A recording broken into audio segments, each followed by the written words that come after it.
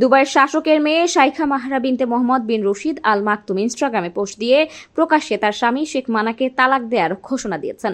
NDTV জানিয়েছে, এই দম্পতির প্রথম সন্তান পৃথিবীতে আসার ঠিক 2 মাসের মাথায় বিচ্ছেদের ঘোষণা দিলেন শাইখা মাহরা। ইনস্টাগ্রাম পোস্টে তিনি তার স্বামীর পরকীয়ার অভিযোগ তুলেছেন। এদিকে দুবাইয়ের রাজকুমারীর বিবাহ বিচ্ছেদের খবর সোশ্যাল মিডিয়ায় আলোচনার কেন্দ্রে উঠে এসেছে। অনেকেই বলছেন এই দম্পতি একে অপরকে ইনস্টাগ্রামে আনফলো করেছেন এবং তাদের প্রোফাইল থেকে একে অপরের সব ছবি মুছে দিয়েছেন। যদিও শাইখা মাহরার অ্যাকাউন্ট হ্যাক হয়েছে কিনা তা নিয়ে শঙ্কা প্রকাশ করছেন কেউ কেউ। যদিও বিষয়টি নিশ্চিত হওয়া যায়নি। এই দম্পতি গত বছরের মে মাসে বিয়ে করেন এবং তার 12 মাস পর তাদের মেয়ে সন্তানের জন্ম হয়। শাইখা মাহরা সংযুক্ত আরব আমিরাতের ভাইস প্রেসিডেন্ট ও প্রধানমন্ত্রী এবং দুবাইয়ের শাসকের কন্যা। কারো কাছে স্বপ্ন পূরণ, কারো আনন্দের উপলক্ষ, আবার কারো জীবন পাল্টে দেওয়ার মুহূর্ত, কখনো জীবন বাঁচাতে সর্বোচ্চ গতিতে উড়ে চলা, কারো আবেগের শেষ মুহূর্ত, আপনজনের শেষ বিদায়ে শামিল হওয়া।